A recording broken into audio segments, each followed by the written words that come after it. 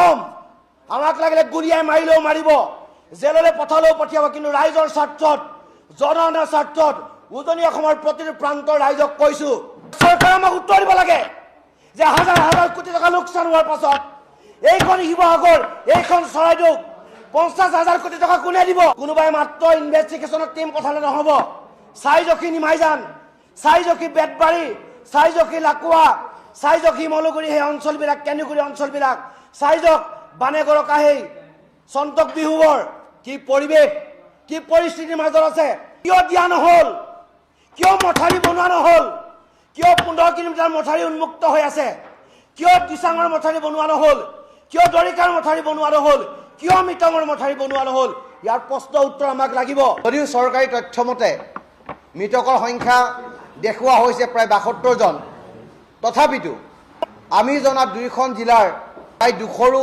ওপৰত মৃতদেহ এই মুহূৰ্তত ওলাব বুলি আমি অনুমান কৰিছোঁ ক'বলৈ দুখ লাগে বেয়া লাগে যে চৰাইদেউ শিৱসাগৰ আজি অৱস্থা এনেকুৱা ধৰণৰ পৰ্যায় পাইছেগৈ যে মানুহজন ঘৰলৈ ঘূৰি যোৱাৰ পাছত বহু মানুহে নিজকে কিং কৰ্তব্য বিমুখ হৈ কি কৰিব কি নকৰিব তাক লৈ প্ৰশ্ন উদ্দেশ হৈছে আৰু অসমৰ ৰাইজে কথাবিলাক গম পাব লাগিব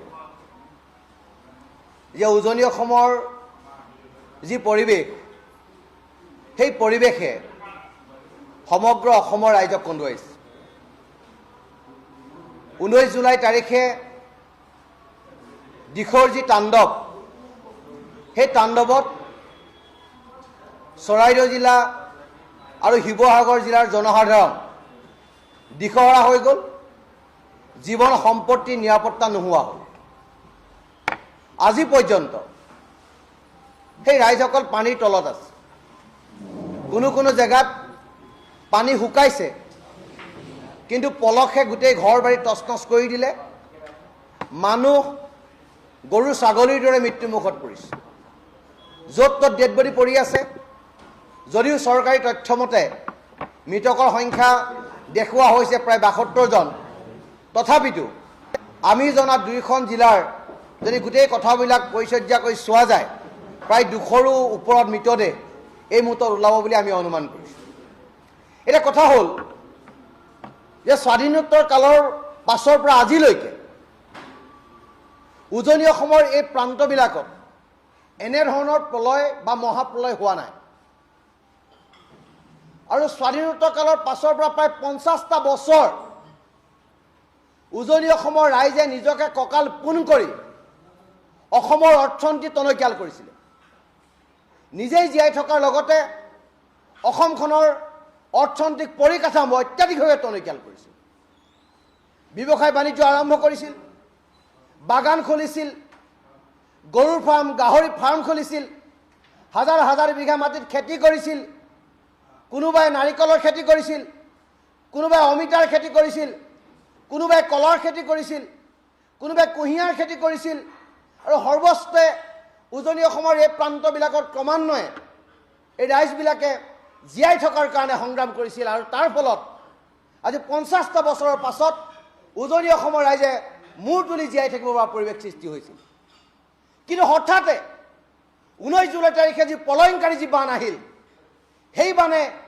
উজনি অসমৰ সপোন ছাৰখাৰ কৰি দিলে ক'বলৈ দুখ লাগে বেয়া লাগে যে চৰাইদেউ শিৱসাগৰ আজি অৱস্থা এনেকুৱা ধৰণৰ পৰ্যায় পাইছেগৈ যে মানুহজন ঘৰলৈ ঘূৰি যোৱাৰ পাছত বহু মানুহে নিজকে কিং কৰ্তব্য বিমুখ হৈ কি কৰিব কি নকৰিব তাক লৈ প্ৰশ্ন উদ্দেশ হৈছে মনস্তাত্ত্বিক পৰিৱৰ্তন হৈছে মানুহৰ কাৰণ হাজাৰ হাজাৰ লাখ লাখ কোটি কোটি টকা লোকচানৰ ঘৰত গুচি গৈছে এই মানুহবিলাকে কেনেকৈ থাকিব এই মানুহবিলাকে কেনেকৈ ভৰপাৰি কৰিব আমাৰ প্ৰশ্ন ইয়াত যে কি কাৰণত কি ক্ষেত্ৰত ইমান মহাপ্ৰলয় উজনি অসমৰ এই জিলা দুখনত হ'ল বৰষুণটো আগতেও হয় পাহাৰত ধাৰাসাৰ বৰষুণ হয় দিখৌত আমি সৰুৰ পৰা দেখি আহিছোঁ যে দিখৌ পানী বুলি ক'লে এদিন এৰাতি কিন্তু দিখৌ পানী বাঢ়িয়ে থাকিল দৰিকাৰ পানী বাঢ়িয়ে থাকিল মৃতকৰ পানী বাঢ়িয়ে থাকিল দিচাঙৰ পানী বাঢ়িয়ে থাকিল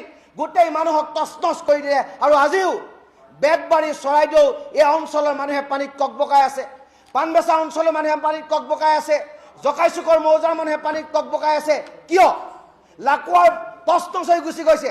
লাকুৱাৰ সম্ভ্ৰান্ত মানুহৰ চিন চাপ হৈ গ'ল, কিয় হ'ল, কি কাৰণে হ'ল?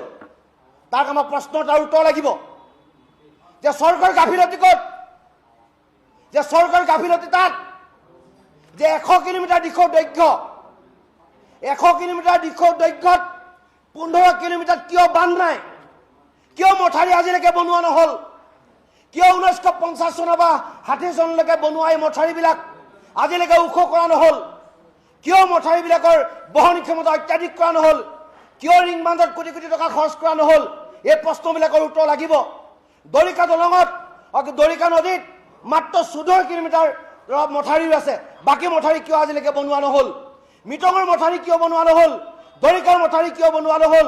দিচাঙৰ মথাৰি কিয় বনোৱা নহ'ল? এই কথা বতৰাবিলাক উত্তৰ চৰকাৰে আমাক দিব লাগিব। যদি চৰকাৰে সময় থাকোঁতে এই কামবিলাক কৰিলে হয়, তেতিয়াহ'লে উজনি অসমৰ এই জিলা দুখনৰ এনেকুৱা হাৰ ভাগি যোৱা পৰিৱেশ সৃষ্টি নহ'ল হয়। এতিয়া চৰকাৰে আমাক উত্তৰ দিব লাগে যে হাজাৰ হাজাৰ কোটি টকা লোকচান হোৱাৰ পাছত এইখন শিৱসাগৰ, এইখন চৰাইদেউ 50,000 কোটি টকা কোনে দিব? এই পৰিৱেশক কোনে উদ্ধাৰ কৰিব? সেই কথা অসম চৰকাৰে আমাক জনাব লাগিব, সেই কথা চৰকাৰে আমাক বুজাব লাগিব। উজনি অসমৰ প্ৰান্তলৈ আহক, কোনোবাই মাত্ৰ ইনভেষ্টিগেশ্যনৰ টিম পঠালে নহ'ব। চাইজখি নিমাইজান, চাইজখি বেতবাৰী, চাইজখি লাকুৱা, চাইজখি মলুগুৰি, সেই অঞ্চলবিলাক, কেন্দুগুৰি অঞ্চলবিলাক, চাইজক বানেগড় কাহেই, চন্তক বিহুবৰ, কি পৰিৱেশ, কি পৰিস্থিতিৰ মাজত আছে।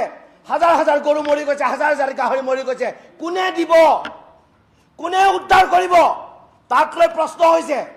মই আজি শিৱসাগৰীয়া হিচাপে কৈছোঁ, উজনি অসমৰ এজন যুৱক হিচাপে কৈছোঁ, চৰকাৰৰ গাফিলতি আছে। কাৰণ চৰকাৰে এইকাৰণে গাফিলতি আছে, নগালেণ্ডত দিখৌ নদী বহাৰ ক্ষেত্ৰত কোনো ধৰণৰ জোখাৰ এটা যন্ত্ৰ নাই। তাত কিয় নাই, কিয় দিয়া নহ'ল, কিয় মথাৰি বনোৱা নহ'ল, কিয় 15 কিলোমিটাৰ মথাৰি উন্মুক্ত হৈ আছে, কিয় দিচাঙৰ মথাৰি বনোৱা নহ'ল, কিয় দৰিকাৰ মথাৰি বনোৱা নহ'ল, কিয় মিটঙৰ মথাৰি বনোৱা নহ'ল? ইয়াৰ প্ৰশ্ন উত্তৰ আমাক লাগিব। আৰু এটা কথা স্পষ্টভাৱে কৈছোঁ, আমিও অনুসন্ধান কৰি আছোঁ, যদি নগালেণ্ডত কয়লা খননৰ কাৰণে, শিল খননৰ কাৰণে যদি এনেকুৱা দুৰ্যোগ নামি আহিছে, মই ক'ম আমাক লাগিলে গুলিয়াই মাৰিলেও মাৰিব, জেললৈ পঠালেও পঠিয়াব, কিন্তু ৰাইজৰ স্বাৰ্থত, জনসাধাৰণৰ স্বাৰ্থত উজনি অসমৰ প্ৰতিটো প্ৰান্তৰ ৰাইজক কৈছোঁ, যদি চাইণ্টিফিকেলি প্ৰুভ হয় যে নগালেণ্ডত শিল আৰু কয়লা খননৰ কাৰণে এই পৰিৱেশ হৈছে, তেতিয়া সমগ্ৰ ৰাইজ ওলাই আহিব, এখনো কয়লাৰ গাড়ী কোনো পাৰ কৰিব নোৱাৰাৰ ব্যৱস্থা কৰিব। কোনোবাই চিণ্ডিকেট কৰিছে, কৰি থাকক, মানুহৰ জীৱন সম্পত্তিক লৈ কৰিব নোৱাৰিব। এই কথাটো স্পষ্টভাৱে জনাইছোঁ। অসমৰ মুখ্যমন্ত্ৰীজনক স্পষ্ট বাৰ্তা দিছোঁ, 10,000 কোটি টকা আপুনি যদি আমাৰ উজনি অসমৰ এই জিলা দুখনলৈ প্ৰেৰণ নকৰে, ৰাইজ নিগমে মৰিব। আপুনি আহক, চৌখি ৰাইজৰ অৱস্থা, এই অৱস্থাৰ মাজেৰে ৰাইজে দুখ দুৰ্দশাৰ মাজেৰে জীৱন কটাইছে। স্পষ্ট বাৰ্তা, নদীৰ মথাৰি বনাব লাগিব। আপোনালোকে DPR প্ৰস্তুত কৰক। 100 কিলোমিটাৰ দিশৰ মথাৰি আপোনালোকে পুনৰ নিৰ্মাণ কৰিব লাগিব। দিচাঙৰ মথাৰি বনাব লাগিব, মিটঙৰ মথাৰি বনাব লাগিব, দৰিকাৰ মথাৰি বনাব লাগিব। আমাক পাৰ্মানেণ্ট সলিউশ্যন লাগে। আজি পইচা দিছে, আজি সাহায্য দিছে, অহা কালিলৈ কি হ'ব? আকৌ যদি বান হয় অহা বছৰ, তেতিয়া উজনি অসমৰ এই প্ৰান্তবিলাকত কি হ'ব? এই কথা বতৰাবিলাক আছে। গতিকে সেইকাৰণে কৈছোঁ, ক্ষোভেৰে কৈছোঁ, আক্ষেপেৰে কৈছোঁ, কাৰণ দুখ আছে, আমি দেখিছোঁ ৰাইজৰ বেদনা। গতিকে সেইকাৰণে কৈছোঁ যে স্পষ্ট বাৰ্তা, যদি কিবা কাৰণত আমি গম পাওঁ যে এই কামবিলাক চৰকাৰে নাই কৰা, তেতিয়া পৰিৱেশ বেলেগ কৰি দিম, আমি জীয়াই থাকিব লাগিব আমি। আৰু কয়লা শিলৰ খননৰ কাৰণে যদি এই ধৰণৰ দুৰ্যোগ নামি আহিছে, তেতিয়াহ'লে উজনি অসমৰ পৰা এখনো গাড়ী পাৰ হ'বলৈ আমি নিদিওঁ, কাৰণ কয়লাক খানি দিবলৈ আমি কেতিয়াও নিদিওঁ। এনেধৰণৰ চিণ্ডিকেট চলাই, এনেধৰণৰ বাৰ্তা প্ৰেৰণ কৰি উজনি অসমৰ ৰাইজক প্ৰাণে মৰাৰ এই প্ৰলয়ংকাৰী এই যে বিভীষিকা, সেই বিভীষিকা আমি পুনৰ বিচৰা নাই। সেই কথা আমি স্পষ্টভাৱে বাৰ্তা প্ৰেৰণ কৰিলোঁ।